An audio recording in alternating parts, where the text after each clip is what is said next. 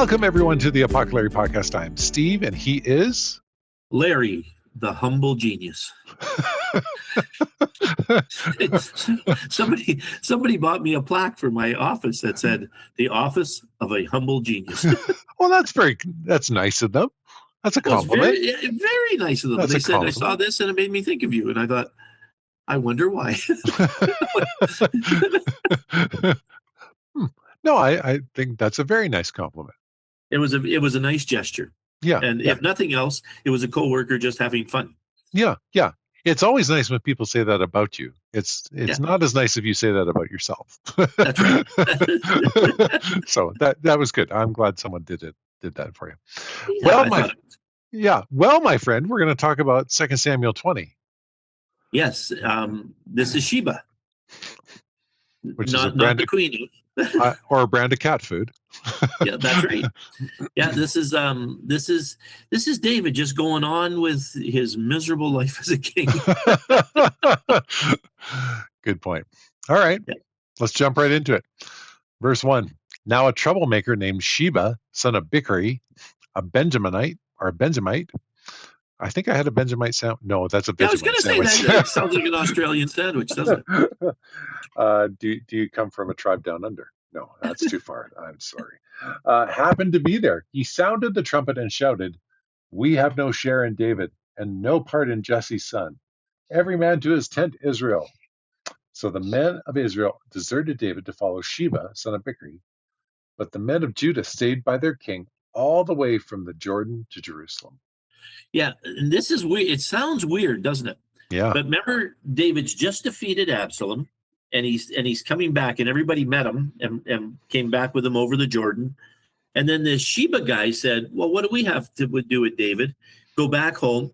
And everybody, it sounds like everybody, other than the guys from Judah, took off and went to their own homes and kind of followed what this Sheba guy said. Yeah. Which is so strange, isn't it? Yeah. like you've just finished your one battle against your own son. Yeah. And now you're back into another battle right away. Yeah. Like God really wasn't kidding, said that you'd always live by the sword, right? Oh, man, yes. Yeah. Okay, verse 3. When David returned to his palace in Jerusalem, he took the 10 concubines that he had left to take care of the palace and put them in a house under guard. He provided for them, but had no sexual relations with them. They were kept in confinement until the day of their death, living as widows. Yeah, now this piece, I was a little confused about this. Remember, he left those 10 concubines. Yeah. But the reason that David does this is because it seems that, you remember Absalom had relations with David's concubines? Yeah. They think that's these ones. Yeah. And so when David came back, he couldn't just let them hang around free or do what they wanted. So then he had them taken away. So it looks like they lived a good life, but I don't like the idea of this confinement. I don't know how confined they were. Like, was it to a courtyard or was it just they were confined in Jerusalem? Yeah. But he had nothing more to do with them. Yeah. Verse 4. And just a little reminder that a king in those days didn't have just one wife. Right. Yeah, Solomon really proved that one out, didn't he? Well, he had the 300 and the 700, didn't he? Oh my gosh! The little girl, and he had these 700 porcupines, which might have been very accurate. Yes, that's right. Actually, I think if I lived in those days, to be in some king's harem would probably be a great way to live. Yeah. I mean, you never see the king. Yeah. There's 700 of you. You're just hanging out with everybody, and you're being looked after hand and foot, and taken care of. And this sounds like a decent life to me. Yeah. Okay. Yeah. Not a job opportunity. Not a job opportunity we can take advantage today. But carry on. No, but maybe very much like being, a registrar at a university. Hand and foot. Yeah. Verse 4. The king said to Amasa, "Summon the men of Judah to come let me try that. Summon the men of Judah to come to me within 3 days and be here be here yourself. I don't know why I'm just struggling with that word as it coming across. But when Amasa went to summon Judah, he took longer than the time the king had set for him. So David said to Abishai, "Now Sheba son of Bichri will do more harm to us than Absalom did. Take your master's men and pursue him, or he will find fortified cities and escape from us." So Joab's men and the Ketherites and the Plethites, something like that, and all the mighty warriors went out under the command of Abishai. They marched out from Jerusalem to pursue Sheba, son of Bichri. Okay, so here's what happens. He remember he's kind of let Joab go because Joab was responsible for killing his son. Yeah, And Joab is David's cousin, right? yeah. Or he's he's the son of David's sister. So it kind of makes him more of a nephew. He makes him a nephew. Yeah, you're right. No. That's right. And Amasa is also a cousin of Joab. Hmm. He's David's other sister's son, right? And Abishai is Joab's brother. So like all of these, the relationships here are all really, really close. But what they want to point out is that that David overlooked Joab for this, gave it to Amasa.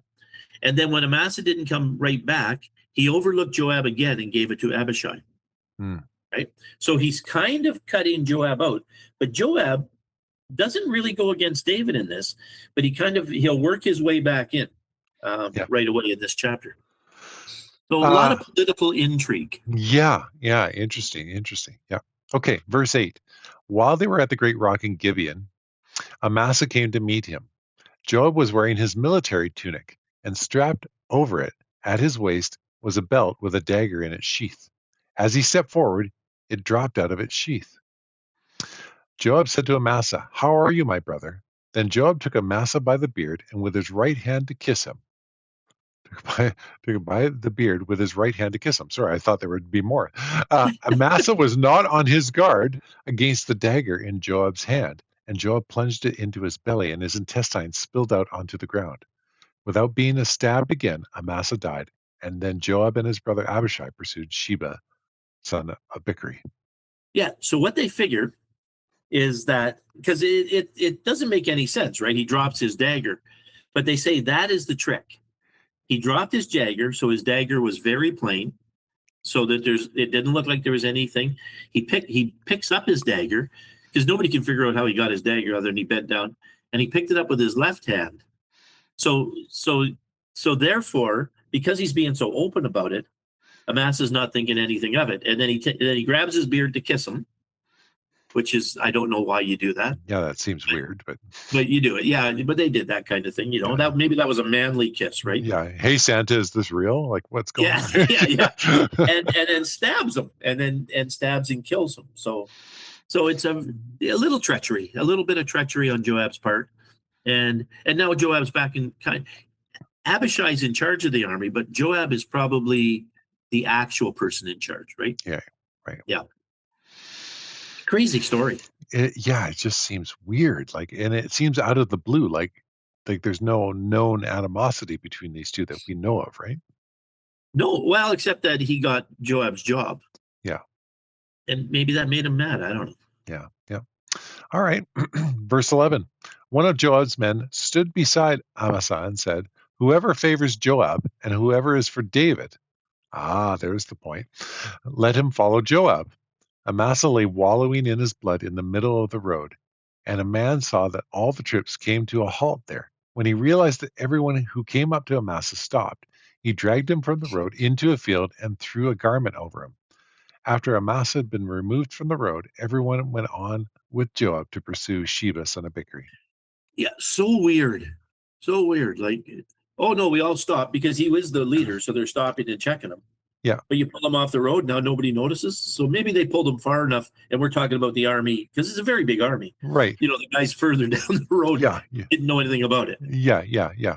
Yeah, Weird. yeah. Okay, verse 14.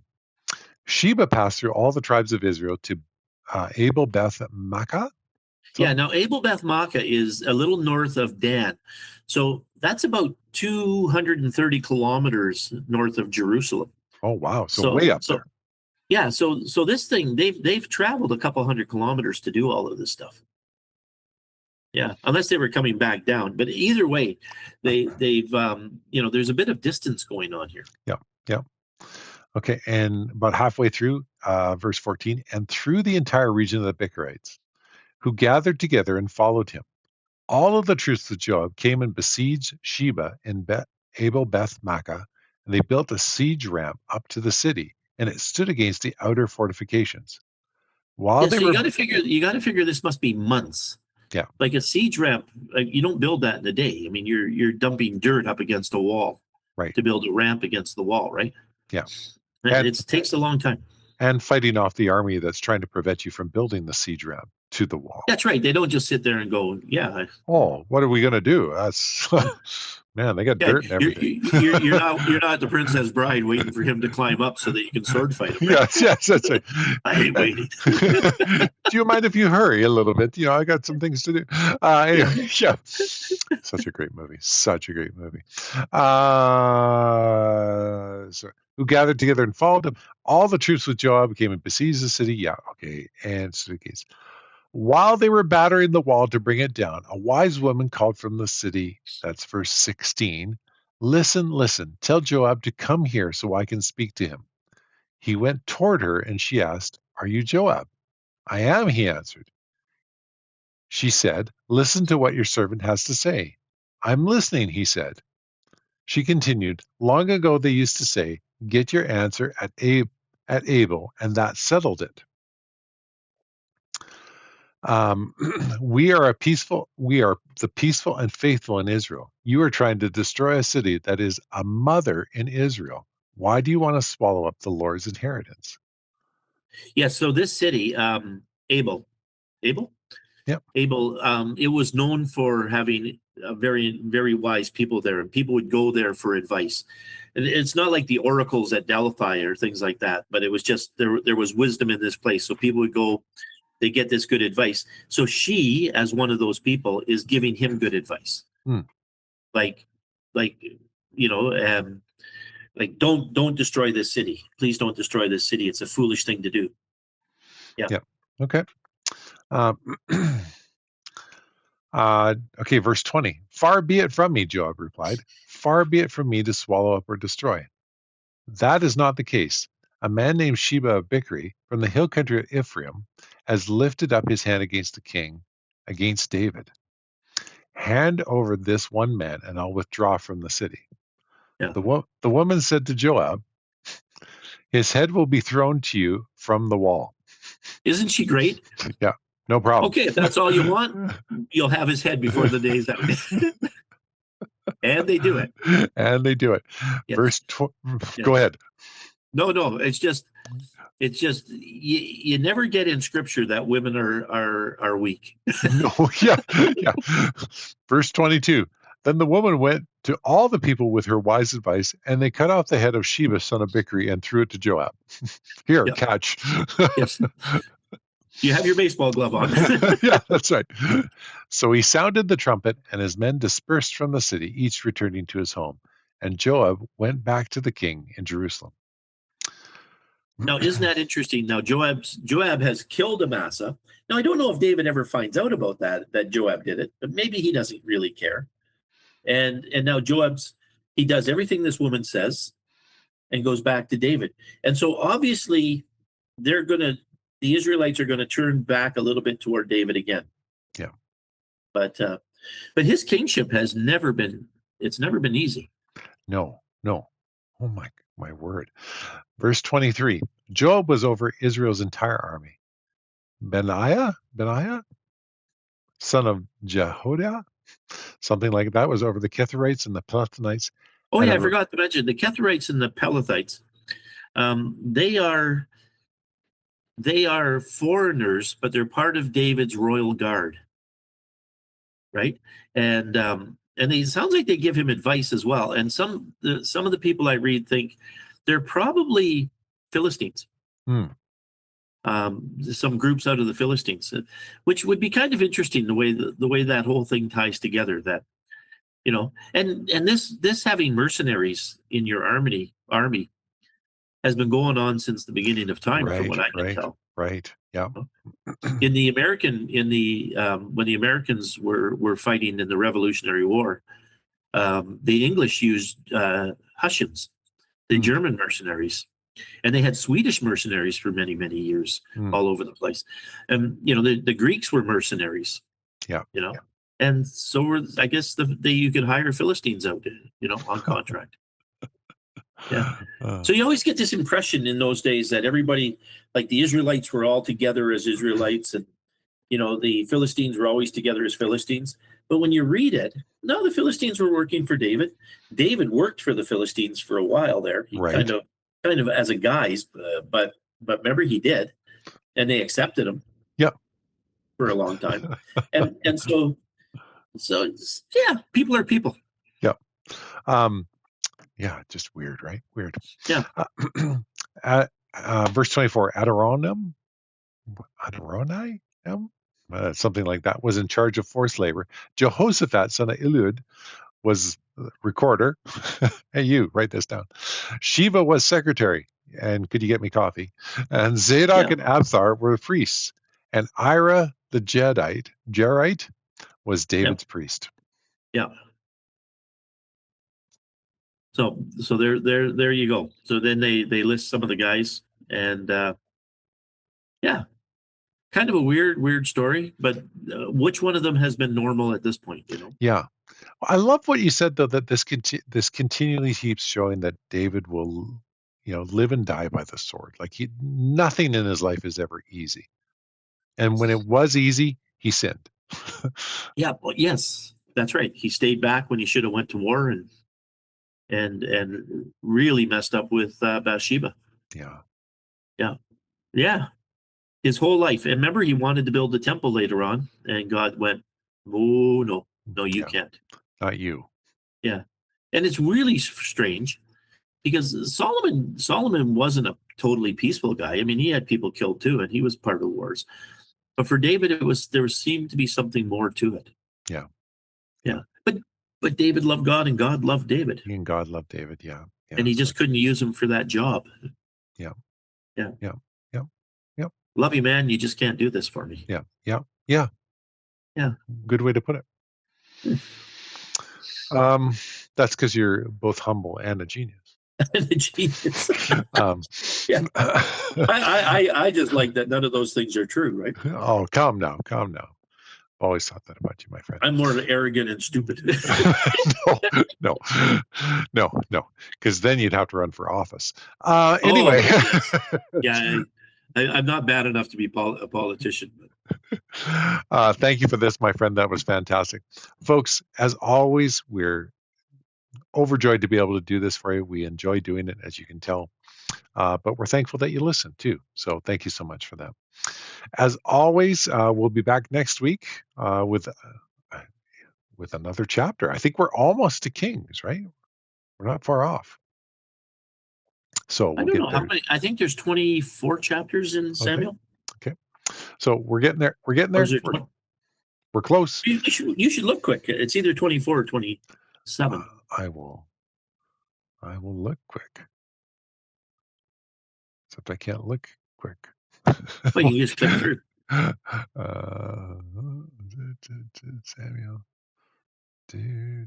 Samuel. There is 24. Oh, 24, like we said, eh? Yep. Okay. Look at this go. All right, folks. So yeah, we've got a few more weeks in this yet, and then we're off to Kings. So thank you so much for listening. We'll be back in a week's time, like I said. Until then, I was Steve, he was Larry, and this was the Apoco-Larry Podcast.